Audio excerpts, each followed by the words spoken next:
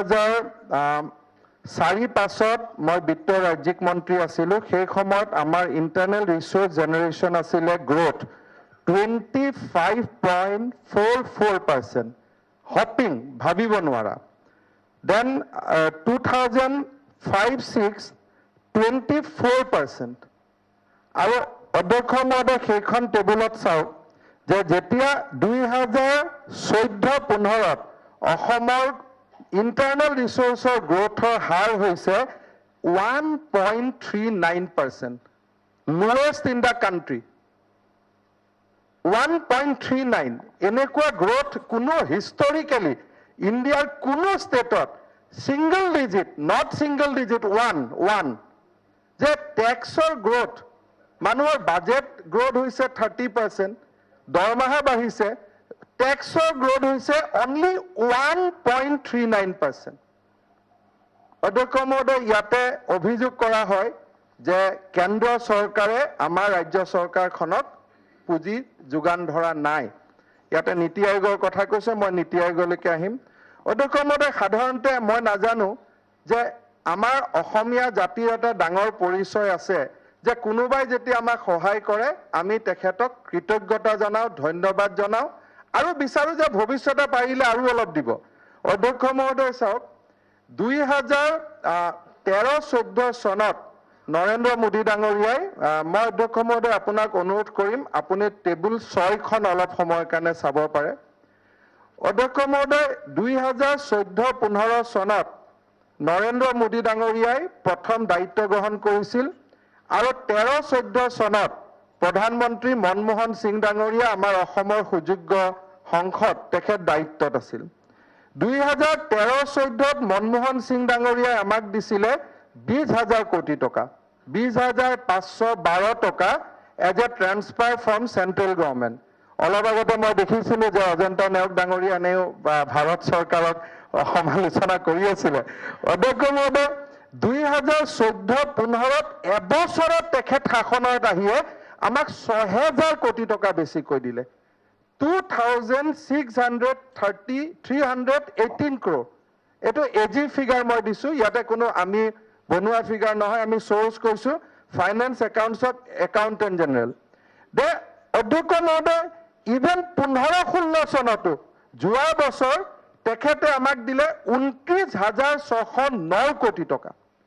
তাৰমানে 2013-14ত মনমোহন সিং ডাঙৰীয়াই দি থৈ যোৱা 20,000 কোটি টকাৰ পৰিৱৰ্তে নৰেন্দ্ৰ মোদী চৰকাৰখনৰ পৰা আমি পালোঁ 29,000 কোটি টকা।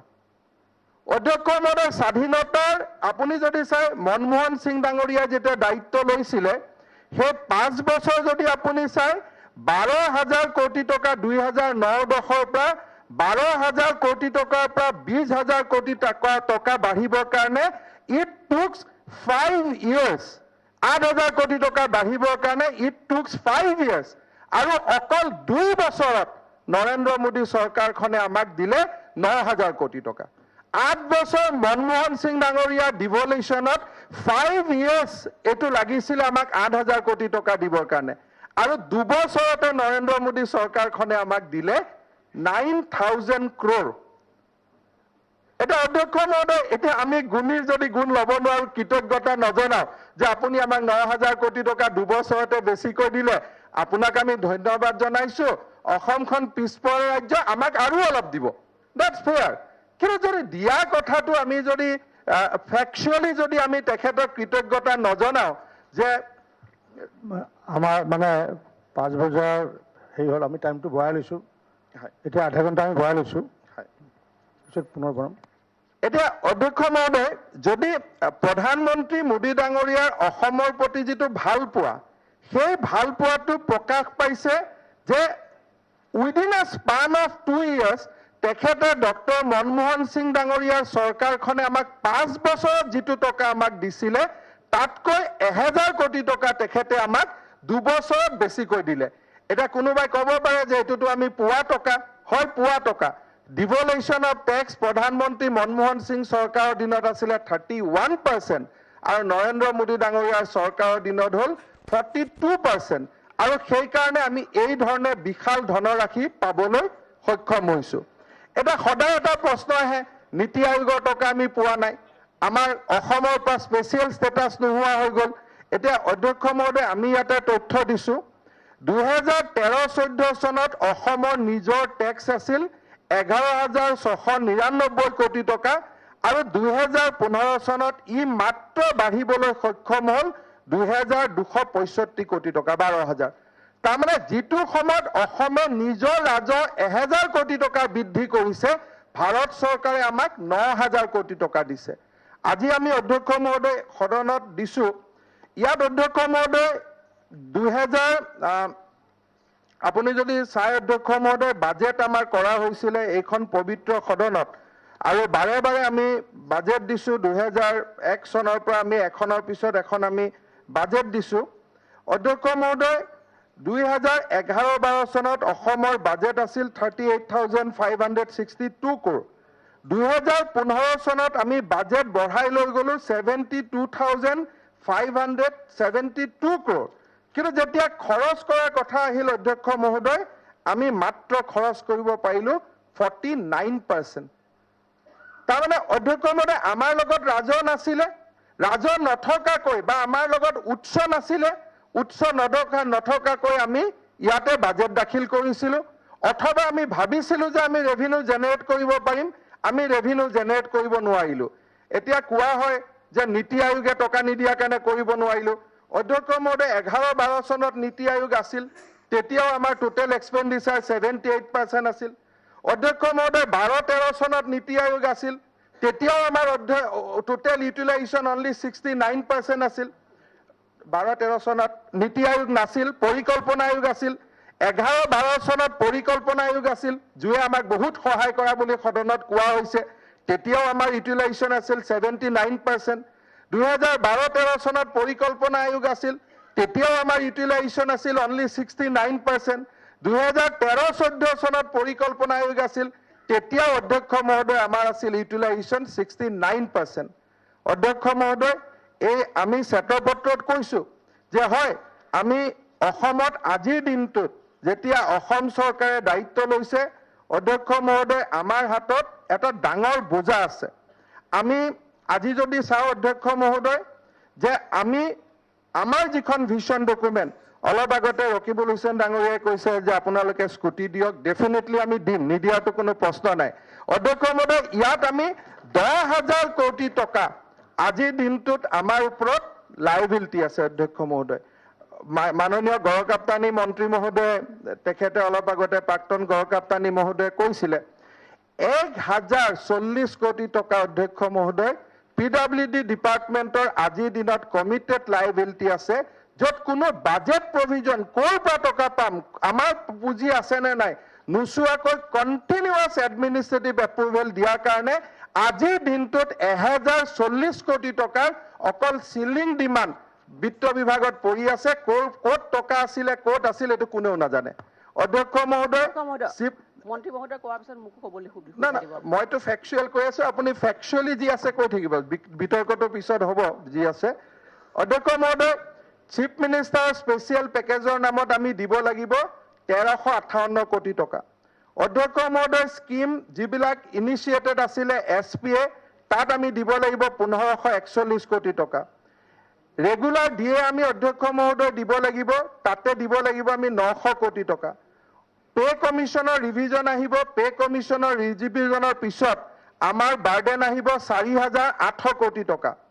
পাঁচ নিউজ আমাৰ সেন্ট্ৰেলি সেক্টৰ শেয়াৰত আমি ষ্টেট শেয়াৰবোৰ ৰিলিজ কৰা নাই আমাৰ হাতত ষ্টেট শেয়াৰৰ লায়াবিলিটি আছে 380 crore আৰু গড়কাপ্তানী বিভাগত আউটষ্টেণ্ডিং লায়াবিলিটি আছে আমাৰ 1,040 কোটি টকা তাৰমানে অধ্যক্ষ মহোদয় 10,000 কোটি টকাৰ লায়াবিলিটি মূৰত লৈ এই চৰকাৰখনে যাত্ৰা আৰম্ভ কৰিব আৰু আজি আমি অসমৰ ৰাজ্যক বিনম্ৰতাৰে কৈছো this we have taken as a challenge আমি কাকো দোষাৰোপ নকৰো চৰকাৰী যে কন্টিনিউয়াস প্ৰসেস চৰকাৰে ভাল কাম কৰিছে ৰাস্তা বনাবৰ কাৰণে স্যাংচন কৰিছে ভাল কথা একো কথা নাই বাট এই চৰকাৰখনে আজি 10,000 কোটি টকা লায়াবিলিটি লৈ আমি আমাৰ যাত্ৰা আৰম্ভ কৰিম কিন্তু অধ্যক্ষ মহোদয় আমি অসমৰ জনসাধাৰণক প্ৰতিশ্ৰুতি দিছো will take few months time অলপ কেইদিনমান আমি সময় লম বাট উইল টাৰ্ন এৰাউণ্ড আমি অসমৰ বিত্তীয় অৱস্থাৰ পৰিৱৰ্তন কৰিম জুপুৰি ঘৰ আমি পাইছো কিন্তু এই জুপুৰি ঘৰক আমি নতুনকৈ আমি নিৰ্মাণ কৰিম সেই প্ৰতিশ্ৰুতি আমি দিছো সদশেষত অধ্যক্ষ মহোদয় ইয়াতে এটা আব্দুল খালেক ডাঙৰীয়াই ইনচেন্টিভৰ কথা ক'লে গোটেই খেলিমেলিটো তাতে লাগি গ'ল ইনচেন্টিভ আমি ললো 300 কোটি টকা যেতিয়া আমাৰ ইয়াতে এটা আমি পেৰা দিছো এই গোটেই ইনচেন্টিভৰ বিষয়টোৰ ওপৰত সেইটোৱে আটাইতকৈ ডাঙৰ পেৰা যিহৰ কাৰণে আজি আমি আটাইতকৈ আমাৰ ৰাজ্যখনে আটাইতকৈ আজি দুখত আমি পৰিবলগীয়া হৈছে এই গোটেই ঘটনাটো হ'ল যে ইনচেন্টিভৰ বিষয়টোৱে অধ্যক্ষ মহোদয় 11 নম্বৰ পেজৰ 3 নম্বৰ পেৰাটো যদি চাই তাত লিখা আছে আমি লিখিছো revenue loss due to ineffective representation before 14th finance commission অধ্যক্ষ মহোদয় ভাৰত চৰকাৰে যেতিয়া এখন ৰাজ্য চৰকাৰক টকা দিয়ে তেতিয়া সেই ষ্টেটখন ৰেভিনিউ সাৰপ্লাস নে ৰেভিনিউ ডেফিচিট সেইটো চাই যেতিয়া দেখে যে ৰেভিনিউ ডেফিচিট তেতিয়া হিমানটো ডেফিচিট পূৰণ কৰিবৰ কাৰণে তেওঁ ভাৰত চৰকাৰৰ বিত্তীয় আয়োগে আমাক পুঁজি দিয়ে আমাৰ অসমৰ ওচৰৰ নাগালেণ্ড মণিপুৰ মিজোৰাম হিমাচল প্ৰদেশ জম্মু কাশ্মীৰ এখেতসকলে নিজকে ৰেভিনিউ ডেফিচিট বুলি বা সঁচা অৰ্থত ৰেভিনিউ ডেফিচিট বুলি কোৱাৰ কাৰণে বিত্তীয় আয়োগৰ পৰা পালে 18,475 কোটি টকা 12,183 কোটি টকা 10,227 কোটি টকা আৰু 40,665 কোটি টকা আৰু 60,566 কোটি টকা কিন্তু আমি ইনচেন্টিভ লবৰ বাবে নিজক ৰেভিনিউ সাৰপ্লাস ষ্টেট বুলি প্ৰজেক্ট কৰিলো হুৱেৰাজ আমাৰ ৰেভিনিউ গ্ৰোথ হোৱা নাই আমি নিজকে ৰেভিনিউ সাৰপ্লাস বুলি ক'লো কৈ 300 কোটি টকা আমি এটা ইনচেন্টিভ ললো পুৰস্কাৰ ললো আৰু 300 কোটি টকাৰ পুৰস্কাৰ লবগৈ we have lost a whopping 20,000 15,000 crores from the central devolution অধ্যক্ষ মহোদয় এই গোটেইখিনি কথা আমি হোৱাইট পেপাৰত কৈছো আৰু আমি কৈছো the above strategy to attract a incentive grant of rupees 300 crore the state has been deprived of substantial grants during the current 5 year গটিকে গোটেই ইনচেন্টিভ লব গৈ আমি ৰাজ্যখনক এটা নতুন ধৰণৰ পৰিবেশলৈ পঠাই দিলো কিন্তু অধ্যক্ষ মহোদয় আমি আপোনাক এচিউৰ কৰিব খুজিছো আমি অইল ৰয়েলটি যেটো ইস্যু আছে অজন্তা নেওক ডাঙৰীয়ানিয়ে কৈছে হয় খুব জেনুইন কথা তাৰ বাবে আমি ফাইট কৰিম আমি আনিম অধ্যক্ষ মহোদয় অইল বিয়াৰিং ল্যান্ডৰ ওপৰত এটা আমি আইন এখন কৰিছিলো সেই কেছটো আমি ভালকৈ পাৰ্সু কৰিব নোৱাৰাৰ বাবে 1000 কোটি টকা আমি সদন আমি ৰাজ্যখনে বছৰি আমি বঞ্চিত হৈ আছো হাইকোৰ্টে আমাৰ ফেভাৰত জাজমেন্ট দিলে সুপ্ৰিম কোৰ্টত আমি জাজমেন্ট পাৰ্সু কৰিব পৰা নাই কেছ ডেট হৈ আছে আমাৰ ফালৰ পৰা কোনো তাত আৰ্লি ভেকেশনৰ কাৰণে কোনো পিটিশন পৰা নাই ট্যাক্সৰ গ্ৰোথ কমিছে কিন্তু হায়াৰ লেভেলত কোনো ট্যাক্সৰ ওপৰত ৰিভিউ মিটিং হোৱা নাছিল আমি যিমানখিনি মই ডকুমেন্টছ বিত্ত বিভাগত পাইছো সো 10,000 কোটি টকাৰ বোজালৈ মই একেবাৰে আপত্তি কৰা নাই আজি অজন্তা নেওক ডাঙৰীয়ানে কৈছে মই কম হয় মোৰ সমষ্টিটো ৰাস্তা হৈছে সবৰ সমষ্টিত ৰাস্তা ভালে পাইছো ৰাস্তা হৈছে কিন্তু আমাৰ লায়াবিলিটি থাকি গ'ল গটিকে এই 10,000 কোটি টকাৰ বোজা নতুন চৰকাৰখনৰ মূৰত আছে কিন্তু এই বোজা আমি অতিক্ৰম কৰিম তাৰ পিছতো আমি প্ৰাদেশিকৰণ কৰিম তাৰ পিছতো আমি স্কুটি দিম অধ্যক্ষ মহোদয় তাৰ পিছতো আমি কাম কৰিম আৰু তাৰ পিছতো আমি অসমখনক উন্নয়নৰ পথলৈ লৈ যাম ধন্যবাদ মোদী ডাঙৰীয়াৰ চৰকাৰত বেছি পইচা পাইছে এইটো 14th ফিনান্সৰ ৰিকমেণ্ডেশ্যনৰ মতে আৰু মনমোহন সিঙৰ যিটো ৰিকমেণ্ডেশ্যন 32 এইটো নহয় এইটো হয় যে এভৰি ফিনান্স কমিশনে ডিভলিউশ্যন অফ ষ্ট্ৰাকচাৰ দিয়ে হেমন্ত বিশ্ব শৰ্মাই জানে আৰু সেইটোৱে আমাৰ কথা আছে যে আজি মোদী ডাঙৰীয়াক মই সেইটোৱে কৈছিলোঁ যে মোক আপুনি গুজৰাটৰ ষ্টেচনলৈ লৈ গ'ল আপুনিও কিন্তু বেছি পায় এতিয়া মনমোহনত মহাৰাষ্ট্ৰও বেছি পায় সকলোৱে বেছি পায় আপোনাৰ মতে এতিয়া মই বেকৱাৰ্ড ষ্টেট নহয় এতিয়া মানে মই আই হেভ কাম টু সমান ষ্টেট আমাক স্পেচিয়েল ষ্টেটাছটো কেলে দিছিল অকল অসমতে নহয় 10খন ষ্টেটত অকল যে অসমত নৰ্থ ইষ্টো নহয় ইয়াৰ বাদেও আৰু 2খন ষ্টেটত এই 10খন ষ্টেটত আজি আমি এক্সট্ৰা যেটো কথা পাওঁ যেটো কথা ৰাতিপুৱা অজন্তাই কৈছিল এনচিএ হয় হেৰি হয় হেমন্ত বিশ্ব শৰ্মাই জানে তেখেতৰ আমাৰ লগতে তেতিয়া আছিল। মই দীঘলীয়া আৰু যাব খোজা নাই, কিন্তু এইটোও কম যে হয় বিত্ত ক'ৰবাত হয়তো থাকিব পাৰে, শুধৰাই ল'ব, ভুল আছে থাকিব পাৰে, মই নকওঁ। আৰু সেইকাৰণে এইটো নতুন চৰকাৰ আহিছে, আৰু নতুন চৰকাৰে এতিয়াও ভাবিছে যে যথেষ্ট টকা আছে, মোদী ডাঙৰীয়াই দিছে, ভাল কথা, তাত আমাৰ কোনো বেয়া পাবলৈ কি আছে, আমি আদৰিম। মোদীকো মই ধন্যবাদ দিছোঁ। ইফ ইউ আৰ হেপী যে আপোনালোকৰ যিটো পাইছে, আমাৰ ক'বলৈ কি আছে? ইফ দি মুখ্যমন্ত্ৰী হেপী, হেমন্ত বিশ্ব ফাইনেন্স মিনিষ্টাৰ তেওঁ যদি হেপী, আমাৰ কি ক'বলৈ আছে? আমিতো ভালেই পাম। টকা দিছে, ইমান টকা দিছে, খৰচ কৰিব পৰা নাই, ডোনাৰে টকা দিছে, আমি খৰচ কৰিব পৰা নাই, তাত মোৰ আপত্তি নাই। খালি এই কথাটোৱে কৈছোঁ যে আজি আমি যেতিয়া আছিলোঁ তেতিয়া অভাৰড্ৰাফ্ট আছিল, আজি কিন্তু যোৱাকালিও ৩,৫০০ কোটি টকা আছে। আমাৰ প্ৰাক্তন মুখ্যমন্ত্ৰী ডাঙৰীয়াই যিখিনি কথা কৈছে একেখিনি কথাই, যে আমি এইটো কথাই মই কৈছিলোঁ, আপোনাক আঙুলিয়াই দিছিলোঁ যে 14-15 বৰ্ষত মই গ'লোঁ, মই PND মিনিষ্টাৰ হৈছিলোঁ, তেতিয়া নীতি আয়োগৰ পৰা কোনো ধৰণৰ নিৰ্দেশনা নাছিল। এতিয়া আপুনিও যেতিয়া অহাবাৰ বাজেট বনাব, তেতিয়া আপোনাৰ কোনো নিৰ্দেশনা নাই, আপুনি কি কেটাগৰীত আপুনি বাজেট বনাব, আপোনাৰতো সেইখিনি অসুবিধাৰ সৃষ্টি হ'ব, সেইটো কথাই কৈছোঁ। আৰু দ্বিতীয়তে প্ৰাক্তন মুখ্যমন্ত্ৰী ডাঙৰীয়াই যিখিনি কথা ক'লে যে 10%টো 10%টোত আমি কেলকুলেশ্যন তেওঁলোকে ঠিকেই কৰিছে যে 9,000 বেছি কোটি টকা হ'ব, কিন্তু সেইখিনি আমি কৈছোঁ যে সেইখিনি আমি প্ৰাপ্য, তেওঁলোকে সকলো ষ্টেটকে দিছে, কিন্তু স্পেচিয়েল কেটেগৰী ষ্টেট যেনে SPA, আপুনি যিখিনি মোক লাইবিলিটিৰ কথা ক'লে 1000 কলকাতা বিভাগৰ, সেই লাইবিলিটি SPAত আছিলে, ACAত আছিলে, SPAত আছিলে, এডিশ্যনেল চেণ্ট্ৰেল এচিষ্টেণ্ট। আপোনাৰ সমষ্টিটো ৰাস্তা হৈছে, অসমৰ 126টা সমষ্টিত হৈছে, কিন্তু তাৰ পৰিমাণ আছে 500ৰ বেছি কোটি টকা। আৰু আপুনি এডমিনিষ্ট্ৰেটিভ এপ্ৰুভেল নোহোৱাকৈ মোক ৰাস্তা চেংচন দিয়া বুলি কৈছে, কোনো ধৰণৰ এডমিনিষ্ট্ৰেটিভ সকলো নিয়ম নীতি মানে, কাৰণ আপুনি এটা সময়ত PND মিনিষ্টাৰ আছিলে, গতিকে আমি নিয়ম নীতি মানি এডমিনিষ্ট্ৰেটিভ এপ্ৰুভেল দিছোঁ, তাত নিদিয়াৰ কোনো কথা নাই। কিন্তু কথা হ'ল যে it is A liability, it is A committed liability. আজি গভৰ্ণমেণ্ট, মই তেতিয়াও কৈছিলোঁ যে government is a continuous process, development is a continuous process. আমি যিখিনি আধৰুৱা কাম কৰিছিলোঁ তাৰ যদি পে'মেণ্ট যদি আপোনালোকে দিব লাগে, আপোনালোকে দিব লাগিব। মূলতে আমি কৈছোঁ যে দুখীয়া মানুহৰ লগত যিবিলাক আঁচনি আছে, ইন্দিৰা আৱাস যোজনাৰ আঁচনি, এবাৰ আমাক বছৰটোৰ কাৰণে 1,87,000 ধাৰ্য কৰি দিছে, সেইখিনি 60,000 কাটি দিছে, 60,000 ঘৰ আমাক কাটি দিছে। RKVY কৃষকসকলৰ কাৰণে 100% অনুদান আছিলে, সেইটো এতিয়া 90-10 বা তেনেকুৱা কৰিছে। এতিয়া ঘপককৈ এইখিনি কথাৰ বাহিৰে আজিকালি আকৌ হোৱাটছআপ যে দি থাকে, কোনোবাই মোক কৈছে, সঁচা কথা নাজানো, যে 2 টকাৰ চাউল এতিয়া 4 টকা হ'ল, 5 কেজিৰ চাউল এতিয়া 4 কেজি হ'ল। অধ্যক্ষ মহোদয়ে কৈছে প্ৰাপ্য মানে 32 পৰা 42% কৰি দিয়াটো প্ৰাপ্য আছিল নেকি? ইজ নট ইট এ মেগনামিনিটি। এতিয়া যদি মানে অধ্যক্ষ মহোদয়, আমাৰ জাতিটোক বহুত ক্ষেত্ৰত আমি নিজক কেতিয়াবা নাচাওঁ। মনমোহন সিং ডাঙৰীয়াই ষ্টেটক দি আছিলে 32%, নৰেন্দ্ৰ মোদী ডাঙৰীয়াই কৰি দিলে 42%। So whether it is a magnanimity or rights, ভাৰতৰ সংবিধানত কিমান টকা ষ্টেটক ডেভেলপ কৰিব লাগিব তাত ৰাইটছ বুলি কোনো কথা নাই। It depends on the magnanimity of the prime minister and his council of the ministers.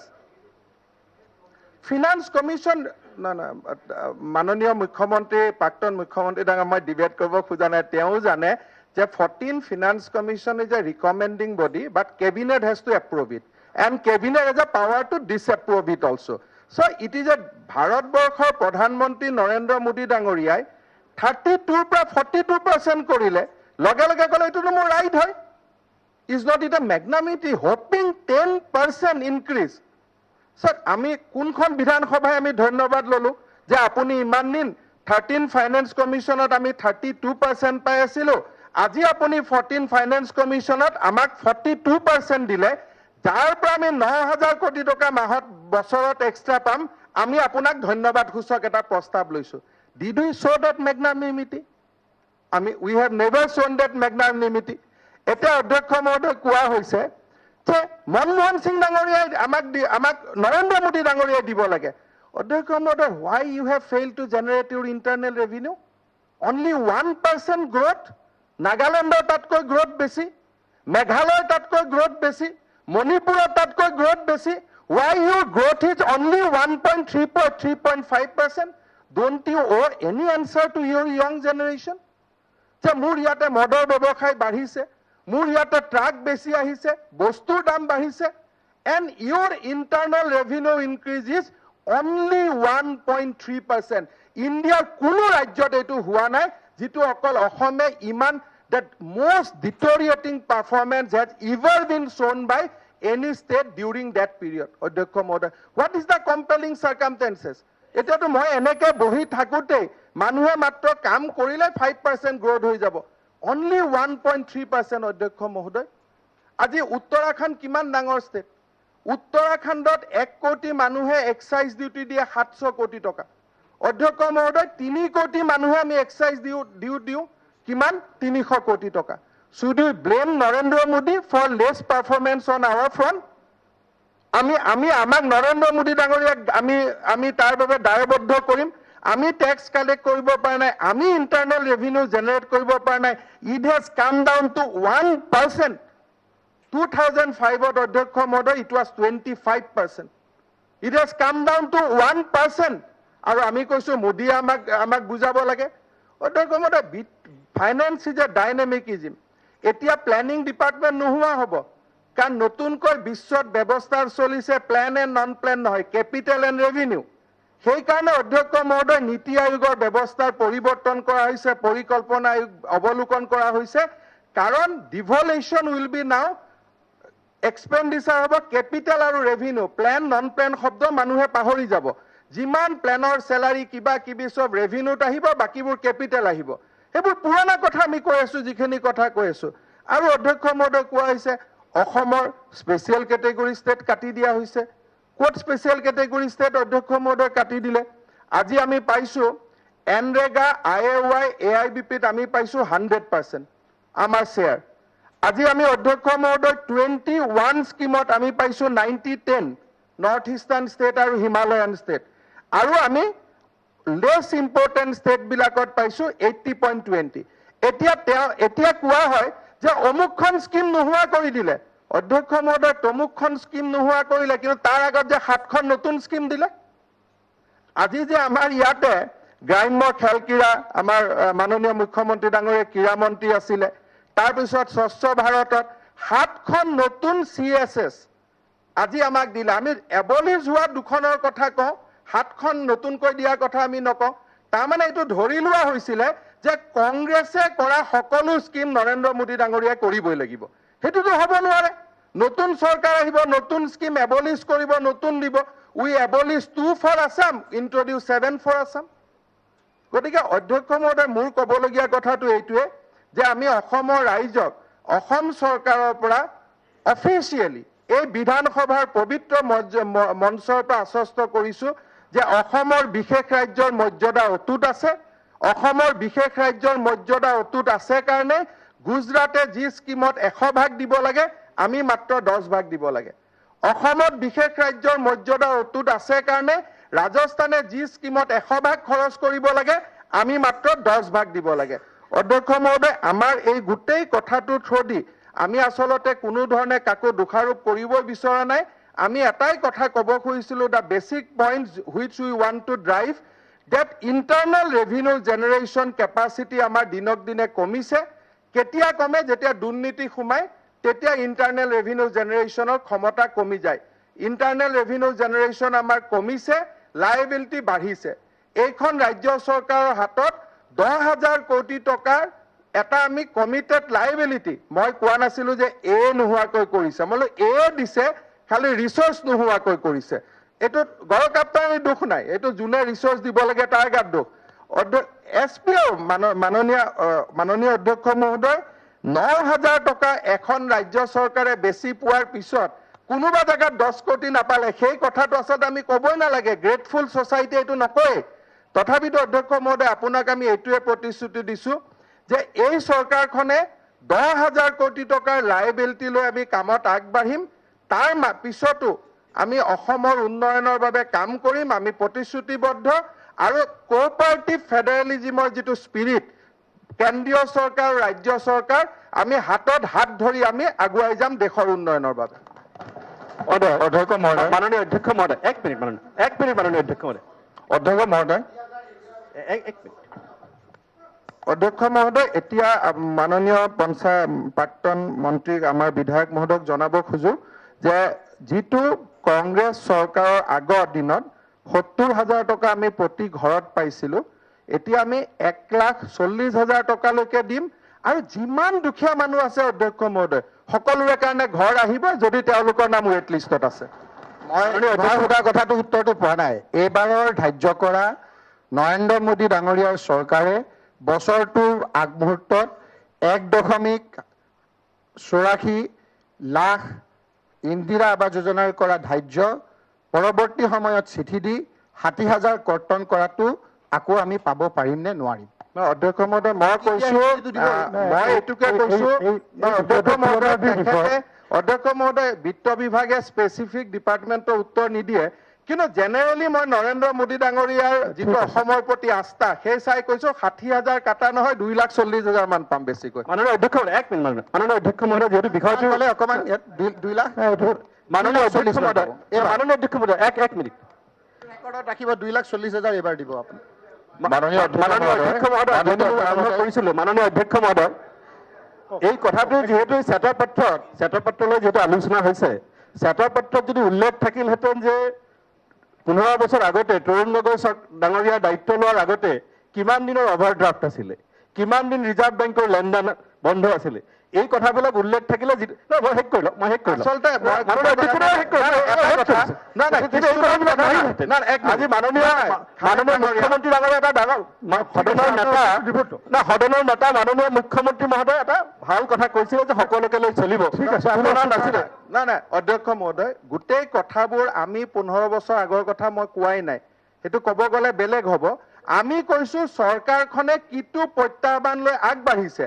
আজি কোৱা হৈছে যে মই এতিয়া আপোনাক অভাৰড্ৰাফ্টৰ উত্তৰ দি দিওঁ, 3,000 কোটি টকা ইয়াত থকা বুলি কৈছে। অধ্যক্ষ মহোদয়, তাৰো কথাটো কৈ দিছো যাতে গোটেই কথাবোৰ মানুহে এটা ফল্ছ ছেটিছফেকশ্যনত নাথাকে। অধ্যক্ষ মহোদয়, ভাৰত চৰকাৰে সৰ্বশিক্ষা NRHM-ৰ টকাবোৰ আগতে ডিৰেক্ট ছ'চাইটিক দি দিছিলে, সেইকাৰণে ষ্টেটৰ কেছ বেলেঞ্চ নাথাকিছিলে। এতিয়া যিহেতু 3,000 কোটি টকা যিটো ইয়াত সদনত থকা বুলি কৈছে, সেইটো NRHM, SSA আৰু আন অনুষ্ঠানবিলাকৰ টকা 2,800 কোটি টকা। This is just a central গভৰ্ণমেণ্টৰ টকা আমি হোল্ড কৰি আছো। সেই টকাটো আৰু এইটো মাননীয় আমাৰ সন্মানীয় তৰুণ গগৈ ডাঙৰীয়াই নিজে ভেৰিফাই কৰিব পাৰিব। He has all the officers under his, তেখেতৰ লগত ভাল সম্পৰ্ক আছে। 3,000 কোটি টকা আজিৰ দিনত আমাৰ যিটো cash balance, it is not a cash balance of state government.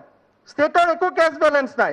It is a money যিটো SSA, NRHM এইবিলাকৰ যি টকাবোৰ আজিকালি আমাৰ কণ্টিজেঞ্চি ফাণ্ড দি ৰোধ হয়, সেইটো কাৰণে এই টকাটো আছে। আজি যদি ডিৰেক্টলি সেই পইচাটো যায়, তেতিয়াহ'লে এইবাৰ আমাৰ অভাৰড্ৰাফ্টত আমি থাকিলোহেঁতেন এই মাহত, আৰু এই মাহত অভাৰড্ৰাফ্ট আৰু আমি এডভান্স ল'ব লাগিলহেঁতেন। এইকাৰণে আমি এইটোৰ পৰা বাচিছো, কাৰণ সৰ্বশিক্ষা NRHM-ৰ টকাটো ষ্টেট এছকাকেৰে দি আহিছিল। আৰু যদি কোনোবাই বিচাৰে যে 2001 চনৰ বিত্তীয় অৱস্থা আৰু 2016 চনৰ বিত্তীয় অৱস্থাৰ এটা ৰূপৰেখা দিব লাগে, মই প্ৰফুল্ল মহন্ত ডাঙৰীয়াকো ধন্যবাদ জনাম। তেখেতৰ দিনতো 17% টেক্সৰ গ্ৰোথ আছিল, 17% টেক্সৰ গ্ৰোথ আছিল। 1% টেক্সৰ গ্ৰোথ স্বাধীনতাৰ 60 বছৰৰ পিছত প্ৰথম হৈছে। গতিকে আপোনালোকক যদি অহা বিধানসভা অধিৱেশনত এইটোও লাগে যে 2000 চনত অসমৰ ইকনমিক ইণ্ডিকেটৰ কি আছিলে আৰু 2016 চনত অসমৰ ইণ্ডিকেটৰ কি আছিলে, মই সেইটোও দিব পাৰোঁ। মাননীয় প্ৰফুল্ল মহন্ত ডাঙৰীয়া আছে, তেখেত অভিজ্ঞ। তেখেতৰ দিনতো টেক্সৰ গ্ৰোথ যেতিয়া অসমত, মই আজি ৰাতিপুৱা তেখেতক ধন্যবাদ জনাইছোঁ, যেতিয়া আলফা, হত্যালীলা, সন্ত্ৰাস দেশখনত গোটেই আৱৰি আছিল, সেইটো সময়তো টেক্সৰ গ্ৰোথ 17% আছিল। 1% গ্ৰোথ কেতিয়াও হোৱা নাছিল। গতিকে খালেক ডাঙৰীয়াই যদি বিচাৰিছে অহা বিধানসভাত মই সেইটোও দিম, কিন্তু মই বিতৰ্কত যাব খোজা নাই, কাৰণ আমি এটা কোঅপাৰেশ্যনৰ মনোভাৱেৰে আগবাঢ়িব বিচাৰিছোঁ। আমি আপোনাৰ কৈছিল খেনুক দেখি ৰান্ধো বাৰুকে, সেই প্ৰফুল্ল মহন্তক দুদিন আগত ৰ'ব, আমাক ক'ব দিয়ক, আপুনি তেওঁ ক'ব, আপুনি ক'ব, আপোনালোকে আমাক অকণমান সময় দিয়ক কথাখিনি, নহ'লে এইটো ডিছকাশ্যনৰ কাৰণে দিয়ক। ষ্টেটমেণ্ট দিয়াতকৈ এখন ডিছকাশ্যন দিয়ক, আমি হোৱাটছএপ আমি ডিছকাছ কৰি আছোঁ। একেজন মানুহে এই প্ৰফুল্ল কুমাৰ মহন্ত খেলিমেলিৰ কাৰণে কৈছিলে, ডিছকাশ্যনৰ কাৰণে দিয়ক, আমাৰ আপত্তি নাই। তেখেতে কৈ আছে যে 15 বছৰৰ ইয়াতো সুদক্ষ 15 বছৰৰ কথা কৈছে, ইয়াত সুদক্ষ 15 বছৰৰ কথা কৈ আছে, সুদক্ষ 15 বছৰৰ কথা কৈ আছে। অধ্যক্ষ মহোদয় 1 মিনিট কৈছো, মাননীয় সদস্যজনে মই আগতে সময়টো বঢ়াই লওঁ, কাৰণ কিয় আধা ঘণ্টা সময় বঢ়াইছিলোঁ আৰু পুনৰ আপোনালোকৰ অনুমতি সাপেক্ষে আৰু পুনৰ আধা ঘণ্টা সময়, কাৰণ কিয় আমাৰ আৰু 6টা কাৰ্যসূচী বাকী আছে, গুৰুত্বপূৰ্ণ কাৰ্যসূচী, তাত মানে অপজিশ্যন লিডাৰৰ কথা আছে। অধ্যক্ষ মহোদয়, গোটেই সমস্যাটো হৈছে যে আমি গণতন্ত্ৰৰ কথাটো বুজা নাই। কথাটো হৈছে মাননীয় সদস্যগৰাকীয়ে হিমন্ত বিশ্ব শৰ্মাৰ পৰা কৈ আছে, মই আগত কি কৈ আছিলো এতিয়া কি কৈ আছো। অধ্যক্ষ মহোদয়, মই অসমৰ বিত্তমন্ত্ৰী হিচাপে বিত্তীয় প্ৰতিচ্ছবিখন দিছো, আৰু এইটো এটা ফেকচুৱেল চিনাৰিঅ'। আগতো যদি মোক এইটো প্ৰশ্ন দিলেহেঁতেন, মোক বিত্ত বিভাগে যিটো দিয়ে মই সেইটোৱে পঢ়িব লাগিব। আজি মই ইয়াত যিটো পঢ়িছো, যিটো বৰ্তমান অৱস্থা সেইটো পঢ়িছো, আৰু বাকী ৰাজনৈতিক ডিবেটবিলাক, যিবিলাক ৰাজনৈতিক ডিবেট তু মু আমি তুমি, সেইটো অসমৰ ৰাইজে ইতিমধ্যে সিদ্ধান্ত দি দিছে, সেইটো বিতৰ্কত আমি যাব নালাগে।